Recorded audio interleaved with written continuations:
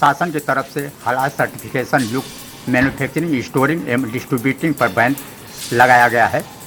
गाजीपुर खाद्य सुरक्षा एवं औषधि प्रशासन ने छापेमारी कर सिंचाई विभाग चौराहे पर वी मार्ट और रिलायंस शॉप पर चावल, सेवई और पास्ता 2 कुंटल 82 किलो सैंपलिंग किया है और जिसकी कीमत 28,559 रुपये बताई जा रही है।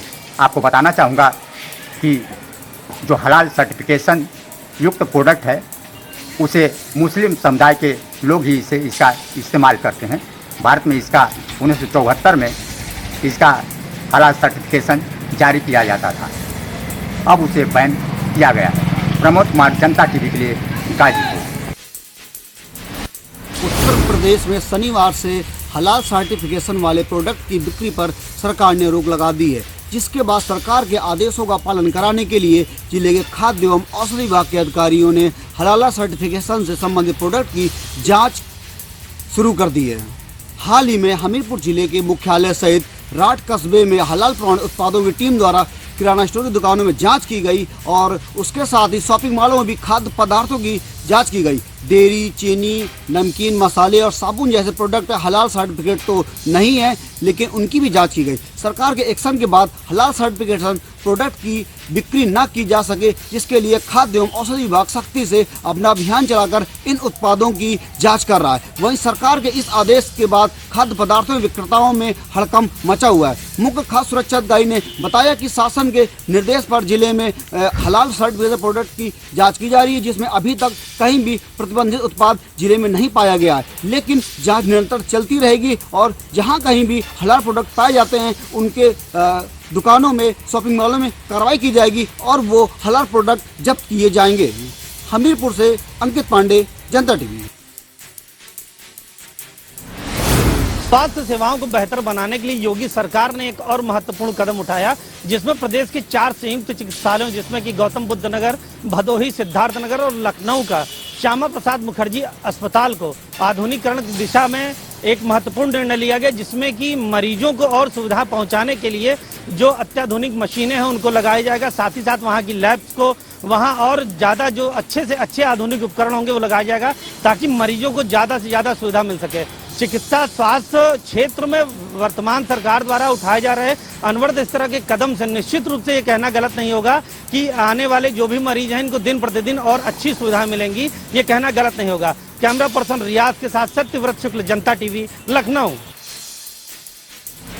पुरानी पेंशन के मुद्दे को लेकर के रेल कर्मी आंदोलित हैं और आज जो है 2 दिवसीय जो है उनका जो मतदान, गुप्त मतदान था वो पूरा हो गया और 99% ज़्यादा रेलकर्मी जो है मतदान इस पक्ष में है कि हड़ताल हो, यानी अगर पुरानी पेंशन नहीं मिली तो रेलवे कर्मी हड़ताल लिए आमादा हैं और इसके अलावा केंद्रीय कर्मचारियों को पूरा समर्थन मिल रहा है। नार्दर्न रेलवे मेंस यूनियन के मंडल मंत्री आर.के. पांडे ने बताया कि 99% ज़्यादा रेलकर्मी उनके साथ हैं और वो चाहते हैं कि हड़ताल हो। अगर सरकार उनकी बात नहीं मानती है तो इस बार जो हड़ताल कोई नहीं रोक पाएगा और जो चुनाव से पहले एक बार देश भर में जो है रेलकर्मी सहित केंद्रीय कर्मचारी हड़ताल पर जा सकते हैं।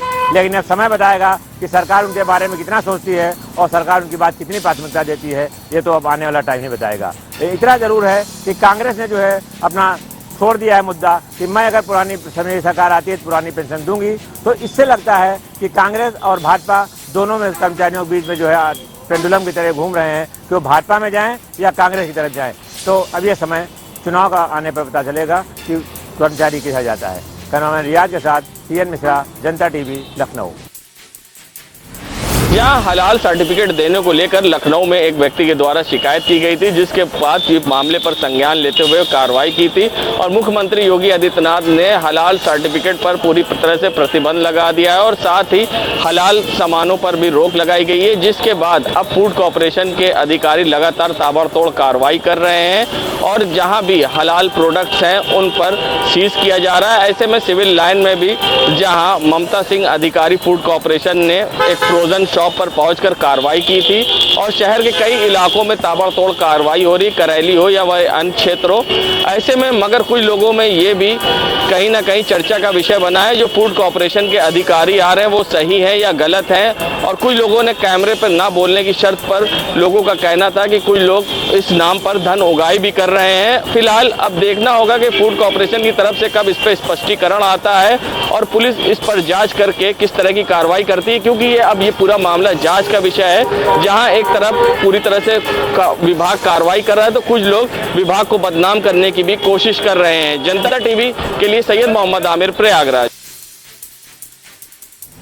शहर की प्रभारी मंत्री प्रतिभा शुक्ला आज रैबली पहुंची थी और रैबली के जो कलेक्ट्रेट परिसर में बचत भवन स्थित है वहां पर एक समीक्षा बैठक कर रही थी। लगातार वो ये कहती दिख रही थी कि जो विकास कार्य रुके हुए हैं उनको कहीं ना कहीं गति दी जाए। बावजूद इसके वो मीडिया से मुखातिब होते हुए ये कहती नजर आ रही थी कि जितने भी रास्ते अभी तक टूटे फूटे पड़े हुए हैं उनको वापस फिर से शुरू कर दिया जाएगा और जल्द ही उनका काम कंप्लीट कर दिया जाएगा। लेकिन आप देखने वाली बात ये है कि जो रास्ते अभी शहर के मुख्य मार्ग हैं वो अभी भी उसी तरह से जर्जर हालत में पड़े हुए हैं। यानी ये कहना गलत नहीं होगा कि अभी भी रैबली में विकास को गति पूरी तरह से नहीं मिल पाई है। जेल रोड की अगर बात की जाए तो वो भी अधूरी में ही काम उसका रुका हुआ है और शहर का एक मुख्य मार्ग है जो जहानाबाद से लखनऊ रोड को जोड़ता है वो फ्लाईओवर पूरी तरह से मतलब गड्ढों में तब्दील है। इस गड्ढे को गड्ढा युक्त पूरी तरह से बन चुका है। अब गड्ढा मुक्त कब होगा ये देखने वाला विषय होगा। लगातार मंत्रियों का आना जाना इस दौर लगा हुआ है लेकिन अभी भी रैबली में विकास को गति नहीं मिल पा रही है। रैबली से जनता टीवी के लिए आफ्ताब खान। उत्तर प्रदेश के डिप्टी सीएम केशव प्रसाद मौर्य आज शाहजहांपुर पहुंचे।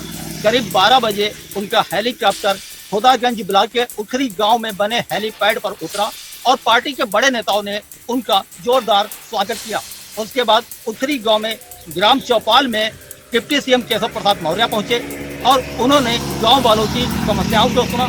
प्रधानमंत्री आवास योजना के लाभार्थियों को चाबी प्रदान की, सफाई कर्मियों को सम्मानित किया। अपने संबोधन में डिप्टी सीएम ने कहा कि हमें तालाबों को बचाना है, हमें पेड़ों को कटने से बचाना है, हमें गांव-गांव विकास की गंगा बहानी है। आतंकवाद पर उन्होंने कहा कि यदि पाकिस्तान एक गोली चलाता है तो उसका जवाब हम गोले से देते हैं और यह संभव हुआ मोदी सरकार के आने के बाद। कांग्रेस पर निशाना साधते हुए उन्होंने कहा कांग्रेस सरकार में लाभार्थी को 1 रुपया भेजा जाता था तो लाभार्थी के हाथ केवल 15 पैसे ही आते थे, लेकिन मोदी सरकार में लाभार्थी को पैसा सीधे उनके खाते में दिया जाता है। साथ ही उन्होंने यह भी कहा